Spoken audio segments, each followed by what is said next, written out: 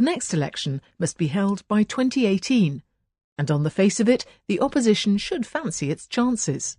On the face of it refers to looking at a situation and outward appearances, or the face or surface of the situation looks a certain way. Most of the time, though, the expression is used to show a contrast. You would say, on the face of it, everything seems friendly, but under the surface, it's not so friendly. So the expression is used to describe a contrast between appearances and what something really is. It also means what something appears to be like at first glance, without knowing all of the relevant facts. This expression is used as a way of describing how people approach situations. You say, on the face of it, it appears this way, but on further investigation, it may look different. So if it's something like a pair of pants, it doesn't really make much of a difference. On the face of it, it's a pair of pants. You buy it, they're yours. Okay, it may turn out that it was not such a great value, or it may turn out the quality was not good, or it may turn out they were the best pants that could ever exist in the whole world. But you don't know all that additional information when you first approach the situation. Similarly, if it's a job, for example, you can say, on the face of it, the organization is very friendly. I've got a good salary, a lot of responsibilities, and looks wonderful. But then once you get involved with the job, you realize, and the people, you realize that things are not necessarily as they appear, and you learn more once you get involved. But at that point, you are involved, so you may not have the ability to do much about that. On the face of it, Amazon looks like a wonderful place to work. It's Seattle, beautiful, beautiful city, great salary, a lot of responsibility. But then it turns out, through these exposés of disgruntled employees, that a lot of these people work a lot more hours than most people would find themselves wanting to work. So even if you are living in a great city and you are getting a great salary, if you're working 80 hours a week, it's not going to be much fun. On the face of it, the Pacific Trade Agreement sounds great. It's going to make it easier for the U.S. to sell goods overseas. Stuff we get from China is going to be cheaper.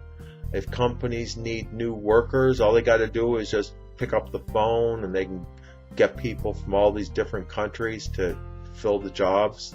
So it sounds really good. But some people are not so happy. They think that maybe U.S. goods are going to get displaced. They also think maybe, all those other people aren't going to be so eager to buy the U.S. goods, and maybe it might be better to hire U.S. workers instead of bringing in people from all over the world. So things are a little different when you look at something on the face of it, and then when you get more involved in looking at it in detail. On the face of it, the story of Jesus is really pretty simple. He spoke in allegories or stories, which on the face of it were really quite simple. For example, a mustard seed grows into a great tree. Whatever that means. Which I don't know what it means. But it means something.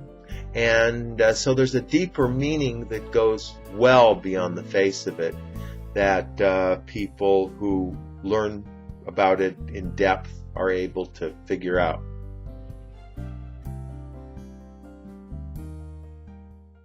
The rapprochement has displeased many in the CNRP. Rapprochement is a French word. Technically, it's rapprochement. And what it means, literally, is the activity of reapproaching something or someone. Now, you could think of it in terms of friendship, where maybe two people, they don't get along, and then they both decide they want to become friends again, so they have a rapprochement. But in this case, you just say they decided to become friends again. It's really a very serious word for something that's not quite so serious. So rapprochement is used for very high-level organizations, mostly with countries, where one country had a negative relationship with another country, and then they have their diplomats go back and forth, and through a long series of negotiations and talks and trade agreements and so forth, they become friends again. So that's what a rapprochement is. A good example is the U.S. and China. In 1948, the Chinese had a revolution, and they basically kicked out the U.S. ally, which then turned into Taiwan, and we had negative relationships with them for the next 25 years. Then we had a rapprochement. Similarly, we had one with Vietnam, who we lost a war to 40 years ago, and we're still working on getting good relations with them, and largely relations are still pretty good. Iran, we still have bad relations after, 35 years. So maybe there will be a rapprochement, maybe not. So rapprochement, especially in international relations, means the establishment or resumption of harmonious relations. ESL-fullsteamahead.com